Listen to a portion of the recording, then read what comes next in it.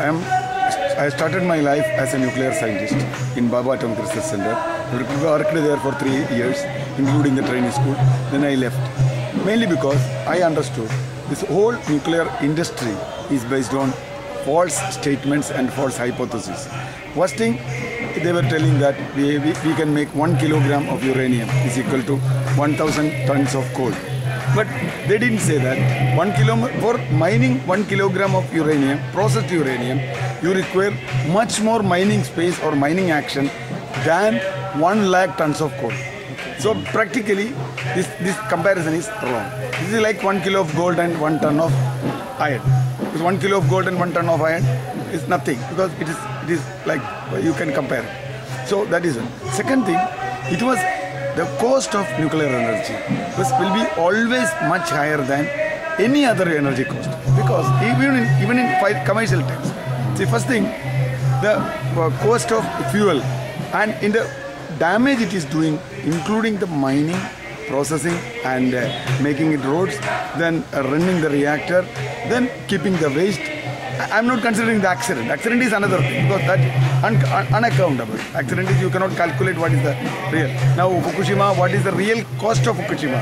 Nobody can think. Maybe it is much higher than the whole investment cost in nuclear energy in Japan, because it is polluting all the Pacific Ocean. So what is how you calculate the cost of polluting the Pacific Ocean, polluting the Tokyo city, polluting maybe for many generations? That is one thing.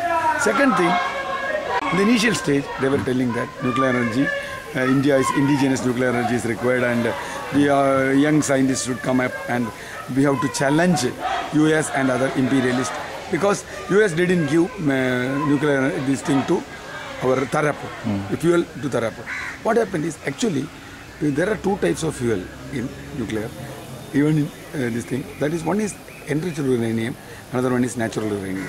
India is having some deposits of natural uranium in Jharkhand, Jadugoda and all these things. But so what happened is, initially we put up a reactor with the generator as equal to Fukushima in Tarapu, and we depended for that for the fuel enriched uranium from US. So we have no enrichment plant till date. So what happened is, we had to depend on US because of some political reason. US didn't give the fuel, and they almost closed the Tarapur reactor for quite a long time, and it is working very low level even now. Then India, we were told that we are going for natural uranium based reactor. That's why the 3-stage. Natural uranium we take, then we process it and we use pressurized heavy water reactor. That is, you use heavy water and natural uranium and make pressurized reactor.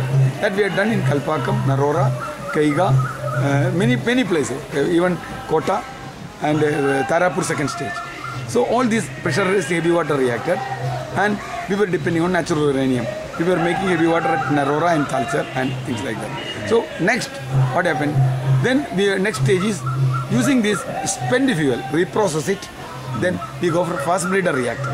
That is what we are coming in Kalpakam, they call. Then using the thorium from Kerala, they put the thorium as a blanket on the reactor. Thorium will be converted to plutonium. That will be the 3rd stage. We will have plutonium based reactor. That's the 3 stage. But what happened after the 1, 2, 3 agreement? All the 3 stages are gone. No indigenous development. We are totally depending on the whole technology, importing the reactor itself from US or Japan or France or Russia. So what happened is, we are fully importing the reactor, and second, we are going to use enriched uranium reactor, a whole enriched uranium like Tarapu. So what happened is, enriched uranium you have to import all the time based on this. So you have to depend on the technology, you have to depend on the spare, you have to depend on the fuel. All the time it works for all these imported reactors. Now, even we try for enrichment plant, we cannot do it, mainly because as per the 1, 2, 3 agreement, Indo-US nuclear agreement, we cannot have enrichment plant, we cannot have reprocessing plant. That means your 3-stage program is over, finished. So indigenous nuclear development is over. Now I am not supporting indigenous nuclear development, that's another question. But indigenous development, what they were talking till date, or FAGOAS, is not workable. They thrown away. So this is going to be very heavily costing option for any this thing, because I'm even for the spent fuel storage. That's the biggest cost it's going to, because nobody knows how to store it. Now, some suggestion came from US is that you go 5,000 meters below the bottom of Pacific and find a place where for last 2 millennium there was no earthquake, and keep the spent fuel there. You remember one of the reactors in Fukushima, the major accident was because of the spent fuel stored there. Because spent fuel, it is again, it can come to reaction, it can be critical, and it is highly radioactive. And once you try to cool the spent fuel reactor through seawater, what will happen? Seawater is again going to the sea. This is a circulating thing.